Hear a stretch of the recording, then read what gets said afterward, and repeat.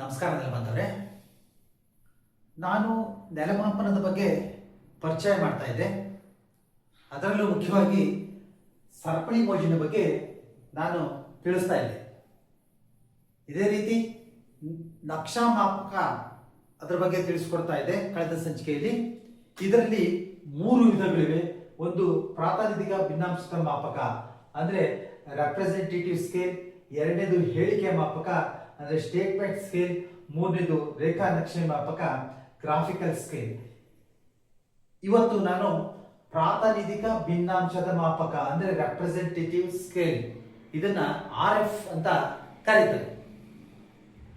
ತಾವು ಯಾವುದೇ ಒಂದು ನಕ್ಷೆ ಅಥವಾ ಅಟ್ಲಾಸ್ಗಳಲ್ಲಿ ಈ ರೀತಿ 1:500, 1:10,000, 1:50,000, 1:1584, 1:7,920 ಈ ತರ ರೆಪ್ರೆಸೆಂಟ್ ಮಾಡುತ್ತಾರೆ. ಇದು ಏನು ಅಂತಂತಂದ್ರೆ ಇದು ರೇಷಿಯೋ ಅಂದ್ರೆ ಅನುಪಾತ.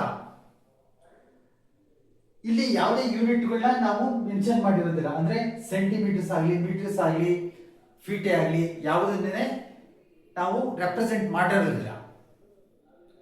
ಈ ರೀತಿ ನಕ್ಷಾ ಮಾಪಕವು ಯೂನಿಟ್ ಫ್ರೀ ಆಗಿರುತ್ತೆ.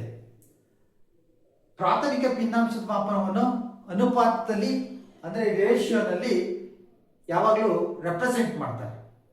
ಉದಾಹರಣೆಗೆ ಈ 2 ಬಿಂದುಗಳಿದ್ದಾವೆ. ಈ 2 ಬಿಂದುಗಳ ನಡುವೆ ಇರ್ತಕ್ಕಂಥ ನಕ್ಷೆಯಲ್ಲಿ ಅರ್ಥದ 10 ಸೆಂಟಿಮೀಟರ್ ಇದೆ. ಇದು ಭೂಮಿ ಮೇಲೆ 50 ಮೀಟರ್ ಆಗಿರುತ್ತೆ. ಇದನ್ನ ನಾವು ಪೇಪರ್ ಹಾಳೆಯ ಮೇಲೆ 10 ಸೆಂಟಿಮೀಟರ್ಗೆ ಸ್ಕೇಲ್ಗೆ ಡ್ರಾ ಮಾಡಿರ್ತೀವಿ. ಹಾಗಾದ್ರೆ ನಕ್ಷೆಯ ಮಾಪಕ ಹೆಂಗಿರುತ್ತೆ ಅನ್ನೋದ್ರ ಬಗ್ಗೆ ತಿಳ್ಕೊಳ್ಳೋಣ. ನಕ್ಷೆಯಲ್ಲಿನ ಅಂತರ ಡಿವೈಡೆಡ್ ಬೈ ಭೂಮಿಯಲ್ಲಿನ ಅಂತರ ಡಿವೈಡ್ ಮಾಡಬೇಕಾಗುತ್ತೆ. ಈಗ ಇಲ್ಲಿ 10 ಸೆಂಟಿಮೀಟರ್ಸ್ ಇದೆ, ಇಲ್ಲಿ 10 ಸೆಂಟಿಮೀಟರ್ಸ್ ನಾವು ಬರ್ಕೊಳ್ಳೋಣ. ಇಲ್ಲಿ ಭೂಮಿಯ ಮೇಲೆ ಅಂತರ 50 ಮೀಟರ್ ಇದೆ. ಇಲ್ಲಿ ಸೆಂಟಿಮೀಟರ್ ಇದೆ, ಇಲ್ಲಿ ಮೀಟರ್ ಇದೆ. ಎರಡನ್ನು ನಾವು ಸೆಂಟಿಮೀಟರ್ಸ್ ಮಾಡಬೇಕು. ಅಂದ್ರೆ 1 ಮೀಟರ್ಗೆ 100 ಸೆಂಟಿಮೀಟರ್ಸ್ ಆಗಿರೋದ್ರಿಂದ 10 ಡಿವೈಡೆಡ್ ಬೈ 50 ಇಂಟು 100 ಅಂದ್ರೆ 10 ಡಿವೈಡೆಡ್ ಬೈ 50 ಮಾಡಿದ್ರೆ 5000 ಬರುತ್ತೆ. ಈ 0ಗೆ ಈ 0 ಹೋಗುತ್ತೆ, ಈ ಸೆಂಟಿಮೀಟರ್ಸ್ಗೆ ಈ ಸೆಂಟಿಮೀಟರ್ ಹೋಗುತ್ತೆ. ಅಂದ್ರೆ 1 ಡಿವೈಡೆಡ್ ಬೈ 500.